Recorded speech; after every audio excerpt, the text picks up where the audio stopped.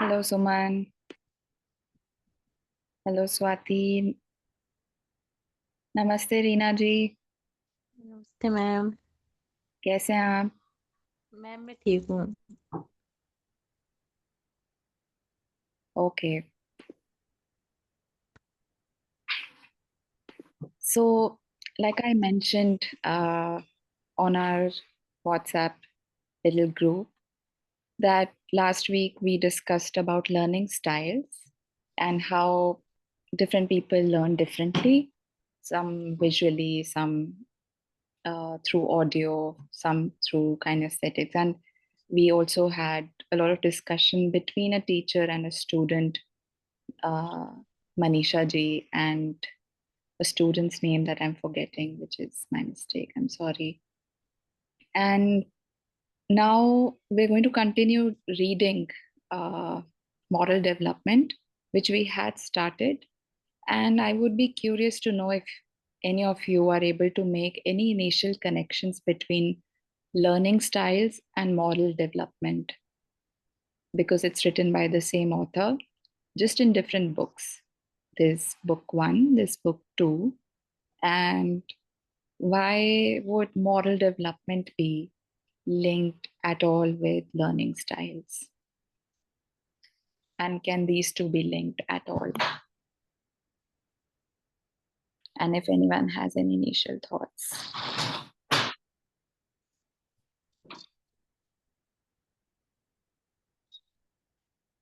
Yes. Now that Maira has joined, it was Maira who had a discussion with a teacher named Manisha. And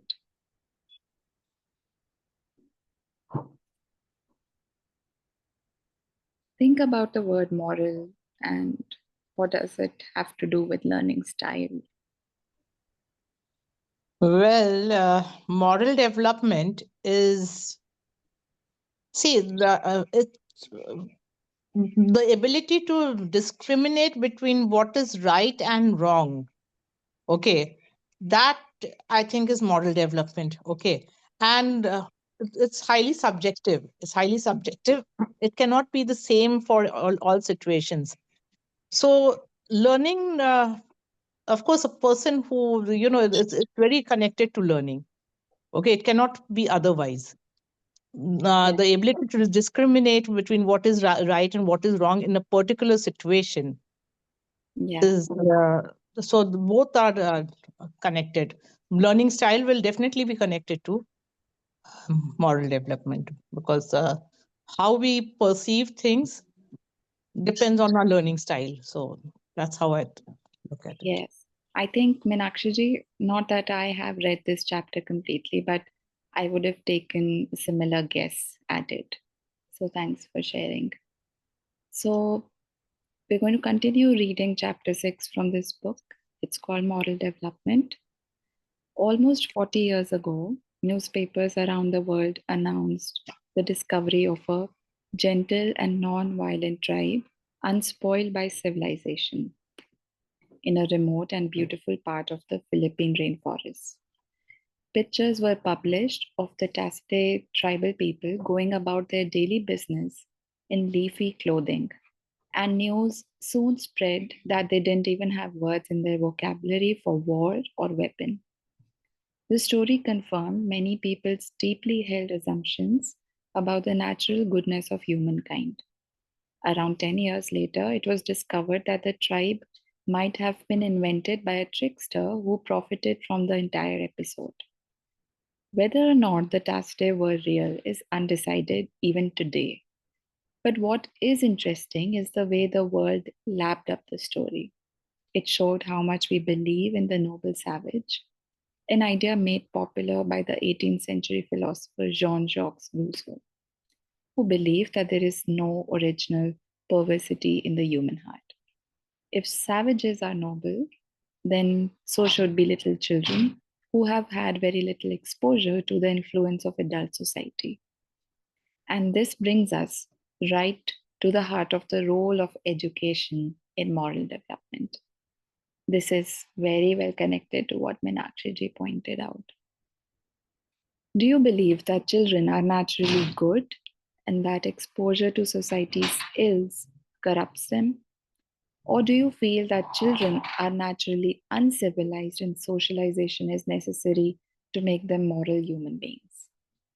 As teachers, the way we handle situations involving student behavior will be greatly influenced by which side of the line we fall on. Whether we believe that civilization and society elevate or corrupt basic human nature. Either way, academic goals are not the only ones that we hold for our students. We want them to tell the truth, to share, to cooperate, to be helpful, kind, respectful, and brave. And also, not to tell lies, hurt others, be selfish, lazy, rude, or fearful. Now, the seeds of desirable qualities may already be in young children. Some teachers believe that their job is primarily not to destroy the child's natural generosity, gentleness, and honesty.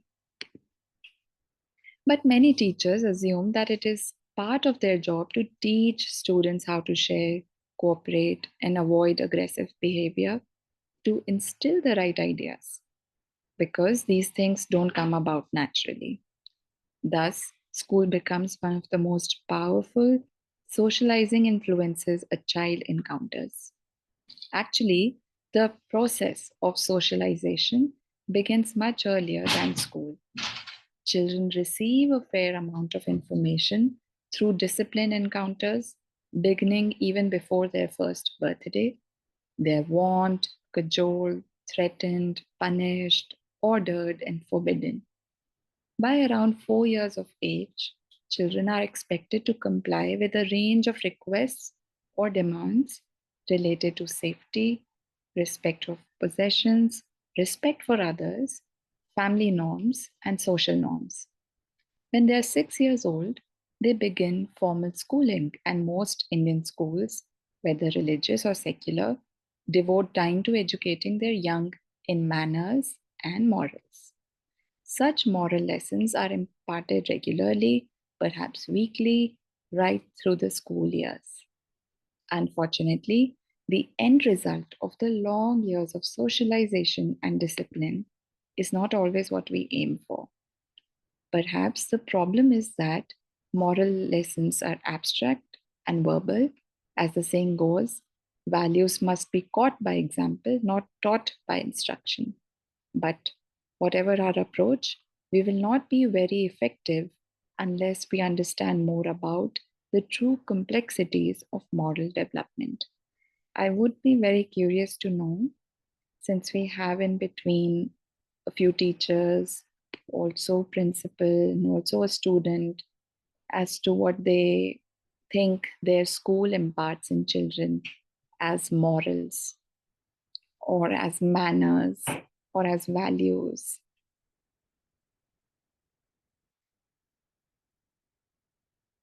And some are also hidden. Some are also a part of the hidden curriculum, something that we don't say explicitly, but we're doing it in, through different ways. Any moral lesson, any particular value that your particular school is trying to instill in students?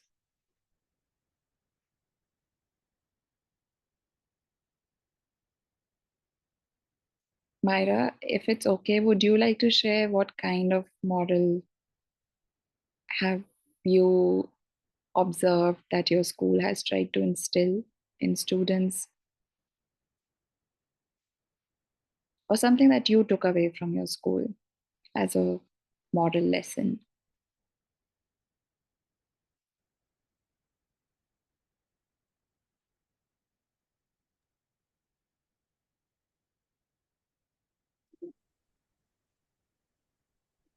Okay, Myra is saying she's having some network issues. Okay.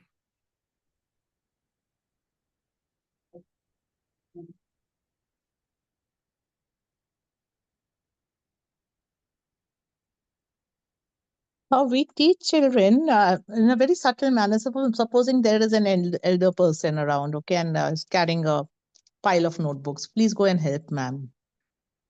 teaching them, okay, or we may ourselves go and help children, like, okay, your bag is very heavy, let me help you with it, or something like that. So these are very subtle ways of telling them to be helpful, to be caring for others. You don't have to always tell them that you have to care, but you show care and they learn how to care. So you'll find some children in the school, in our school, are very caring of the juniors, the younger ones. So this has come because they've been watching the teachers help them in every way. So that is one way. So, Minakshi, can I ask you further that are you on this side of the debate that you think that children are not inherently helpful, but these values have to be taught? Children by nature are demanding. Okay, and that's the only way they'll get the attention that they require. And over a period of time, of course, we mold them that way. It's not that they're cruel or something like that. It's just that when they're born helpless. So unless and until they make their demands, nobody's going to listen to them.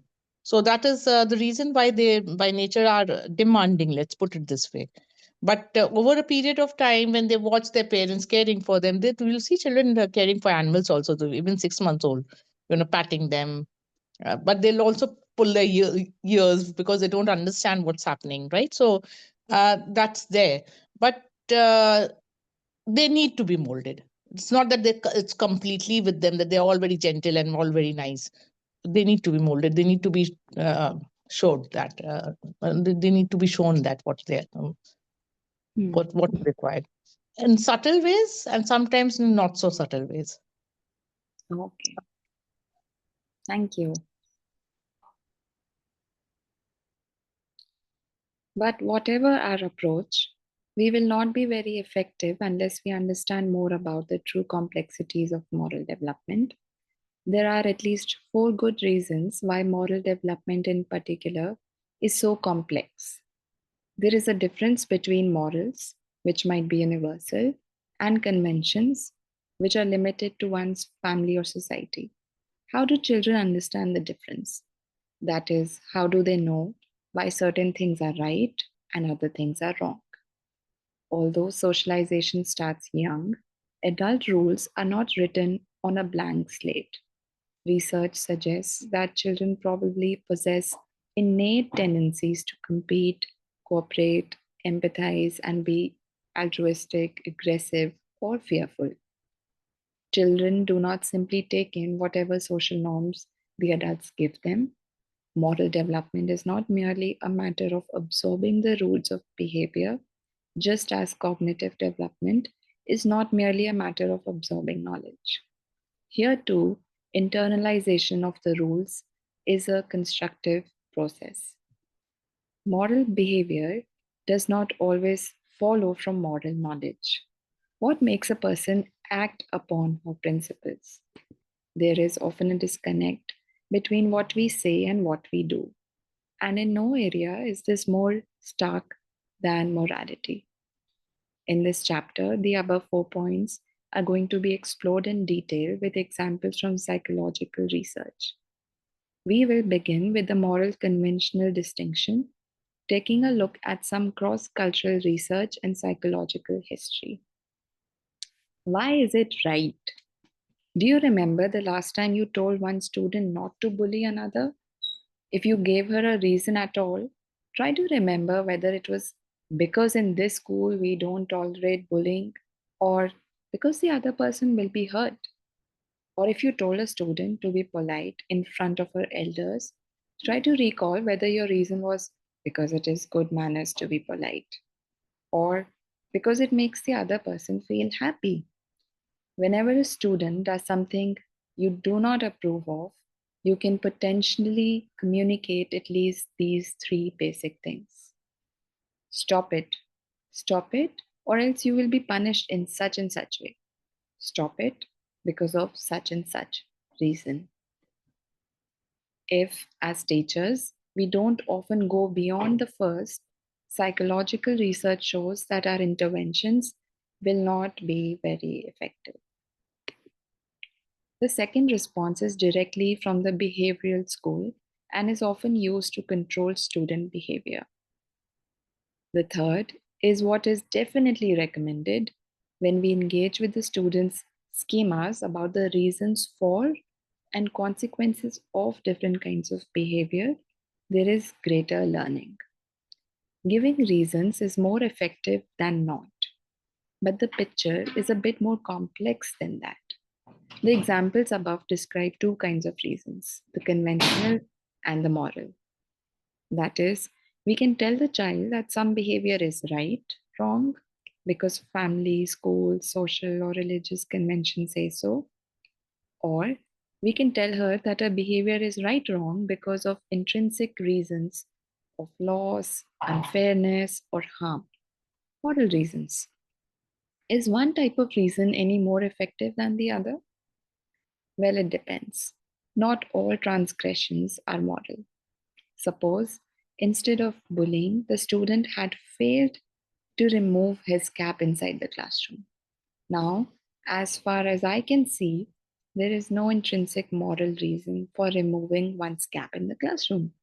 And there are many similar conventions for which there seem to be no clear moral reasons. Breaking these conventions could not be called moral transgressions. Research shows that children and adolescents can and do distinguish moral from conventional rules at a very young age. Psychologist Larry Nussey, for example, has investigated students' understanding of various rules and their teachers' responses. To summarize one of his findings in very rough terms, teachers are more effective when they give moral or empathic reasons rather than conventional ones for moral transgressions.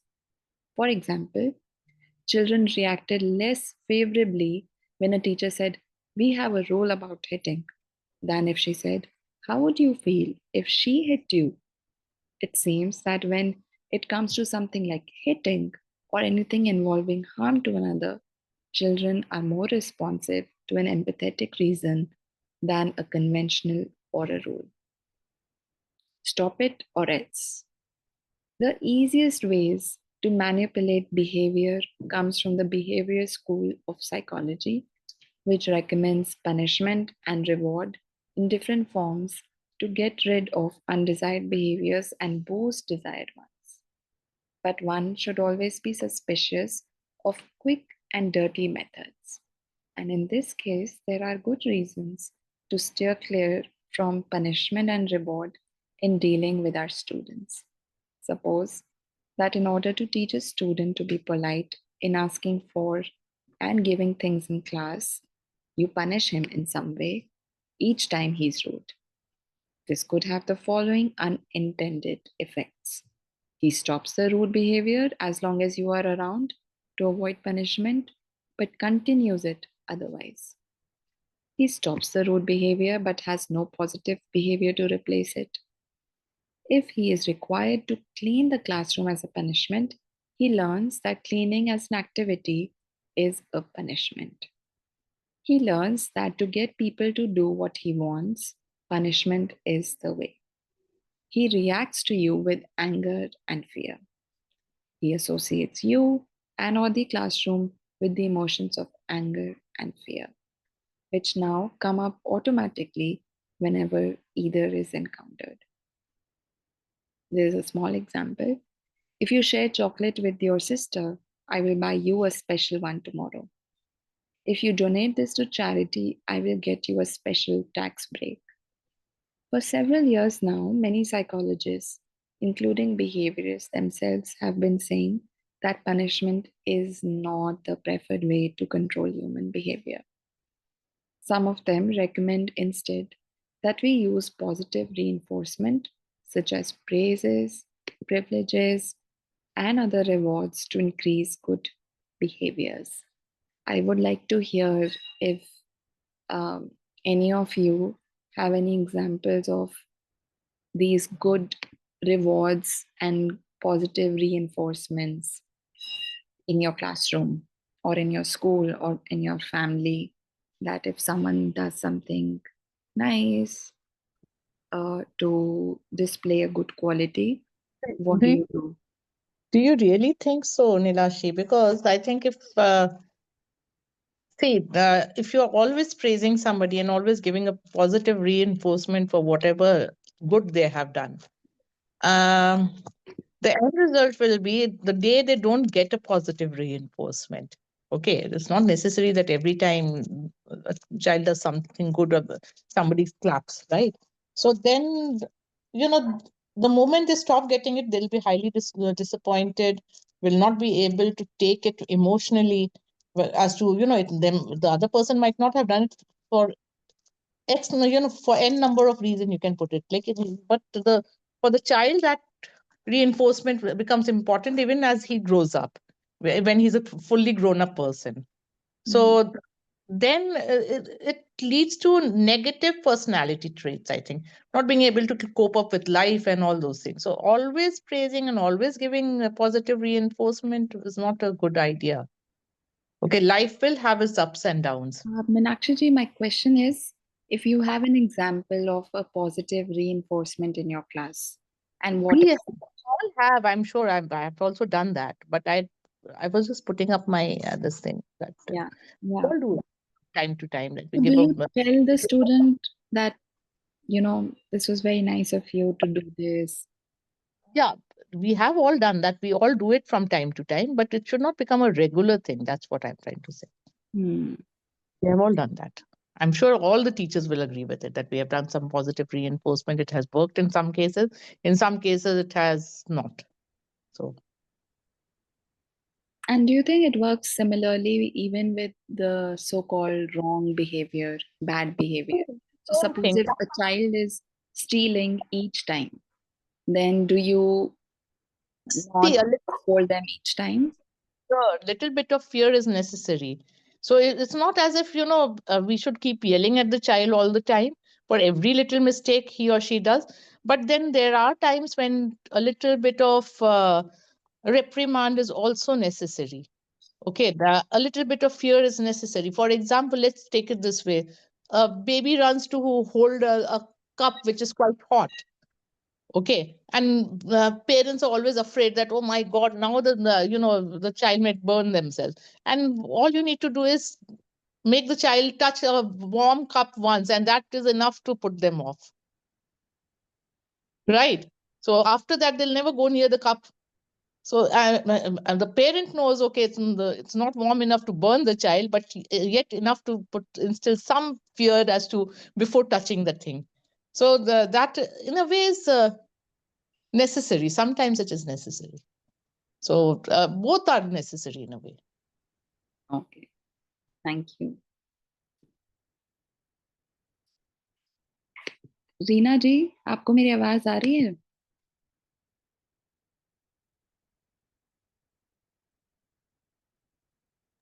Yes, ma'am.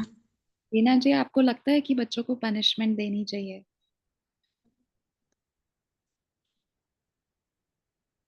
आपको क्या, No, ma'am. नहीं देनी चाहिए? No. तो अगर कोई बच्चा कब गलती करता है आपकी क्लास में, आप क्या करते हैं? मैम उसको अच्छे से समझाना चाहिए। चाहे वो गलती वो रिपीट करे तब भी? नहीं मैम, फिर हम उसको थोड़ा मतलब डांट सकते हैं। हम्म, या okay, thank you Reena ji. Thank you ma'am. Okay. Most of us think of rewards as encouraging students, or at the very least being harmless. And thus, whenever the student is polite or generous, we might praise him or give him some reward. But here too, there could be subtle unintended effects. The student might increase the desired behavior, but only in situations where he will be recognized for his good deeds, or only when the rewarding adults are around. And the behavior becomes over justified. That is, comes to be seen as worth doing only for a reward. This is potentially the most harmful consequence of rewarding. Rewards are generally given for a behavior that is otherwise unlikely to occur spontaneously or when we do not have the patience to wait for something good to happen. As you will see later in this chapter, young children do spontaneously demonstrate generosity or sensitivity to others' feelings. Rewarding acts of generosity or sensitivity sends the message you need to be rewarded to do this because otherwise you won't do it. However, this does not suggest that we should not appreciate or acknowledge our students' generosity, honesty, or sensitivity. The negative effects of rewards come into play when the reward is unrelated to the activity itself. A simple example is when certificates are given for reading more books instead of a natural consequence, such as reading a book leads to your being able to borrow another. Positive reinforcement works best when it is given in the form of appreciation, encouragement, and informative feedback. How would you feel if someone hit you? Another developmental psychologist, Nancy Eisenberg, found a similar result when she and her colleagues studied generosity in 10-year-olds. The children were given a small amount of money for playing with a game in the laboratory and were then shown a UNICEF poster asking for donations for poor children. They were told that they could share some of their money with the poor children if they wished, but that they didn't have to. Then they watched a short film of an adult playing the same game, and at the end of the film, the adult began thinking aloud about donating money to UNICEF. For some of the children, the adult in the film said that the poor children would be so happy and excited if they could buy food and toys. After all, poor children have almost nothing. For other children, the adult in the film said, it's really good to donate to poor boys and girls. Sharing is the right thing to do. Eisenberg found that the children gave more when they had watched the former film, where the adult gave empathic reasons for sharing money. Psychological research also consistently shows that children and adolescents view conventions as less important and more negotiable than morals. But most of this work is conducted with children in Western countries who share more or less the same views on morals and conventions. The question is, do children in all cultures draw the moral conventional line in the same way? Studies of people in countries such as Kenya and India show that in non westernized cultures, morals and conventions may be equally important and treated similarly by adults and children alike. Richard Schroeder is an anthropologist with a strong interest in cross cultural ideas of moral development. He has questioned the universality of the assumption that some events are inherently moral and other events inherently non moral. This reminds me of this very famous saying, uh, maybe in our culture, but maybe everyone knows and maybe some don't know. अगर किसी के झूठ बोलने से अगर झूठ बोलने से किसी का घर बसता है तो बोल देना चाहिए. And is lying inherently non-moral or is lying inherently moral? I don't know if a lot of you have heard this. Sure, Jubji sir. Actually, it's not inherently moral or non immoral. Okay, it depends on the situation. Also, lying becomes immoral if it is spoken to hurt somebody. Okay, otherwise, I mean, it's of little value. It should not harm somebody, and as long as it's not happening, then it's yes, one should not lie, because when one is caught in a situation where it becomes embarrassing that okay, you've been caught lying. But otherwise, like you said to save, किसी की घर बसाने के लिए अगर झूठ बोल दिए, तो किसी की जान बचाने के लिए झूठ बोल दिए, किसी को ऐसे भी पिटने से बचने के लिए और छोटे मोटे कारण से अगर बोल दिए तो कोई इतनी बड़ी बात नहीं है ना। लेकिन झूठ बोलने की आदत नहीं होनी चाहिए, वो एक अलग बात है, क्योंकि झूठ बोलने की आदत रहेंगे तो आप ही फंसेंगे, आप ही को एम्बैरेसमेंट होगा और कुछ नहीं। Yeah, thank you.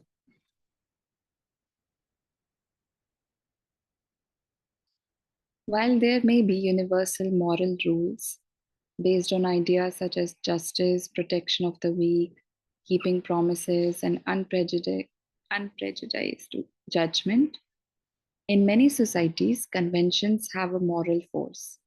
His conclusions stem from in depth research he has done in the 1980s with a fairly orthodox community in Orissa, where children felt acts such as calling one's father by his first name were morally wrong, and a father opening a letter addressed to his 14-year-old son was morally right. How do we know the children did not think of these as conventions rather than as moral rules? The children were also asked whether it would be better for everyone in the world to adopt those rules, whether America would be a better place if Americans adopted the same rule, and whether it would be all right to change the rule in India if most Indians wanted to. Their answers, yes, yes, and no, indicated that they clearly viewed these as morals, not conventions. In contrast, American children felt it was not wrong to call one's father by his first name, and that it was wrong for the father to open a letter addressed to his son. Even in Western cultures, Schroeder and others argue it would be difficult to make the moral conventional divide clearly.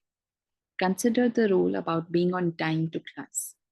Is it purely a convention, or does it also have an impact on the learning process for the rest of the class? That is it unfair for a student to come late because it affects the rest of the class, or is it simply against the school rules? Or if a student speaks in class without first raising her hand, is she breaking a convention or being inconsiderate to the needs of others?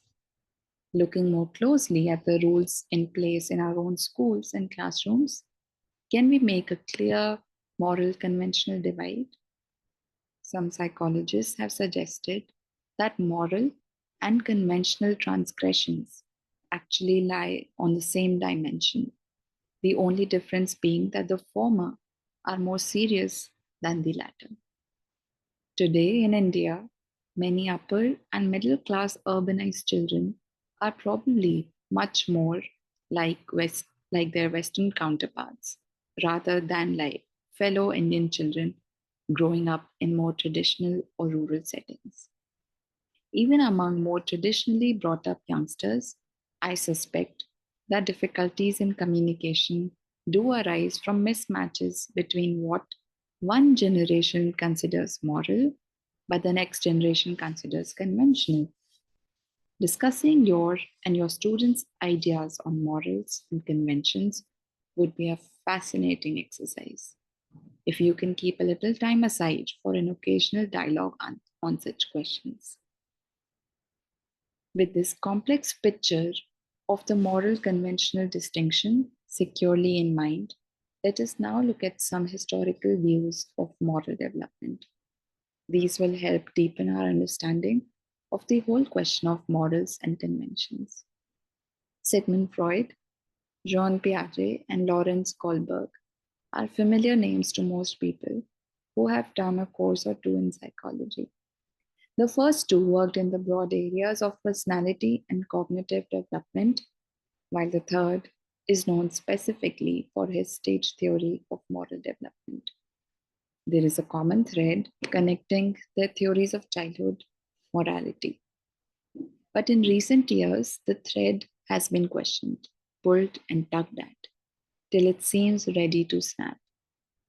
This common thread is the assumption that humanity's highest moral sense emerges only later in life, as a result of either socialization by adults, or improved cognitive reasoning. Kohlberg's theory, in particular, states this very clearly that morals emerge from conventions, or at least after conventions. This picture has been challenged, as you will see, by recent data showing that children are moral beings from a very early age. But first, a brief summary of the three approaches to moral development. In Freud's conception, the young child is born with basic impulses and desires that it seeks to express or satisfy. The impulses are essentially selfish in that there is no consideration of others' needs at this young age. Meenakshi ji, would you agree? Children, Since you yes, said to a they are very certain extent, demanding. not fully, but to a certain extent. They are essentially self. They will consider themselves first, but it is also not true that all the time they are like that. Okay, you'll see children, like you may play act with them and say, "Oh my God, this other baby has no toys and all those things." So they might just give away the toy and look very sorry for the child. So that sort of games we keep playing with children, and they respond very generously. But yes, what happens is when they need something, like if they are hungry, okay, at that time, whatever they need, they need. They are hurt. th- Then whatever they need, they need. At that point of time, they will obviously not think of the other person. So, but that's quite natural also. I guess when we hurt ourselves, we are much older. To a point, we may take the pain, but after that, we also start yelling, right? So that's natural. Ah, So thank you. Very soon, however, the child learns that his desires cannot be instantly gratified, his drives cannot be fulfilled, because the world of reality does not allow it. Thus begins a process of socialization where the adult's repeated warnings, commands, and threats prevent the child from doing things that would hurt himself or others, and further teach him to follow family and social conventions. From Freud's point of view, the child's innate impulses are thus continually frustrated as he struggles to deal with the sad realities of a life where he cannot always have what he wants when he wants it. By around 5 years of age, Freud said, these external restrictions become internalized such that the child develops a conscience which guides his actions from within. This allows him to behave properly even when adults are not around to remind or punish by introducing the complex emotion of guilt. Piaget described the young child as egoistic, not using the word in the sense we use it in everyday language, but as unable to see things from another's perspective. According to his theory, it is only by age 7 years or so that a child is able to see the consequences of his actions on another, understand cause and effect, as well as understand others' intentions. Presumably, this marks the start of the process of becoming a moral being. Inspired by Piaget's stage theory of cognitive development, Kohlberg proposed a stage theory of moral development. The brief version is as follows. Initially, children function from personal pleasure and pain and their own needs, the pre-conventional phase. This is followed by conventional reasoning, recognizing external consensus, seeking the approval of others, and conforming to social rules. And finally comes the moral or post conventional phase, where the focus is on rational, objective standards for right behavior. These would include the principles mentioned above: justice, protection of the weak, keeping promises, and unprejudiced judgment. Pre-conventional leads to conventional, leads to post-conventional. This last stage is, according to Kohlberg, never reached by the majority of human beings. The sequence of stages is invariant from person to person. That is, everybody goes through them in the same order. However, there are no age markers for Kohlberg's stages. Thus, one may find a 12-year-old girl and a 45-year-old woman both at the same stage of moral development. And it follows from this that not everybody will reach the higher stages by adulthood. In fact, research the world over has recorded less than 5% of the population is at this post-conventional moral stage. While Freud, Piaget, and Kohlberg's theories seem to contain truths about human beings, there have been several issues with them. Recent research is showing us that all three psychologists might have seriously underestimated the young child's moral sensibilities. Kohlberg's theory, in particular, has been criticized for being incomplete, if not incorrect. It does not seem to be the case that morals develop only after conventions.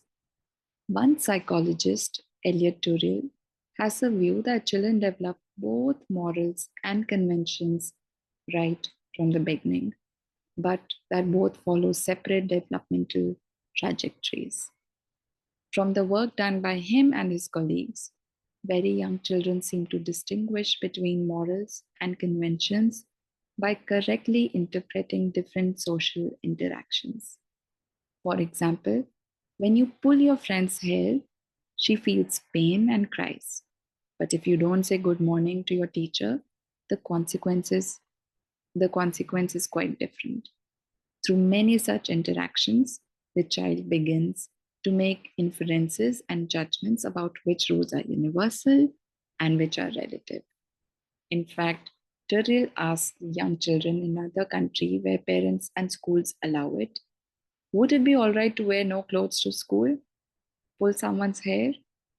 Even 3 to 5 year olds are clear that the former can be acceptable, whereas the latter cannot. Very interesting.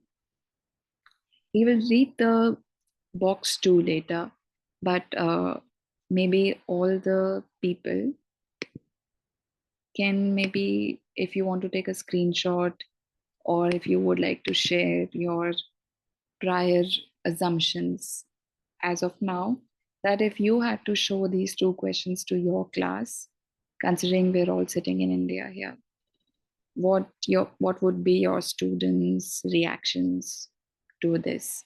Wear no clothes to school, pull someone's hair. Would they accept this as universal or relative?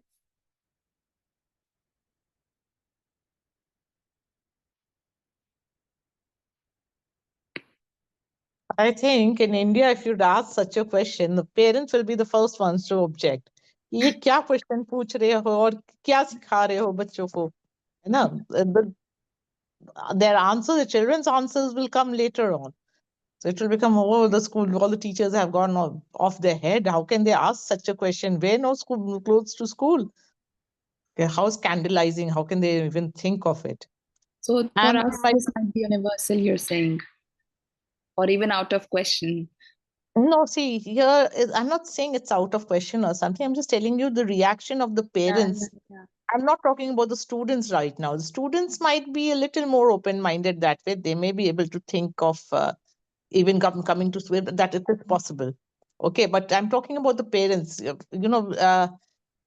We won't be able to put up this question at all. With pulling their hair, yes, वो तो खैर, for in place of this question, we'll have to ask of some other, or maybe word it in a different manner. Okay, but so maybe we can ask them how important are clothes to the human personality or something like that. But and that becomes way too complex again. But yeah. Oh, Because I really cannot imagine any of my in any whether I've been teaching in very affluent schools and very humble schools, right? And I can't imagine myself asking this question to any of my children. thank you. Thank you for sharing.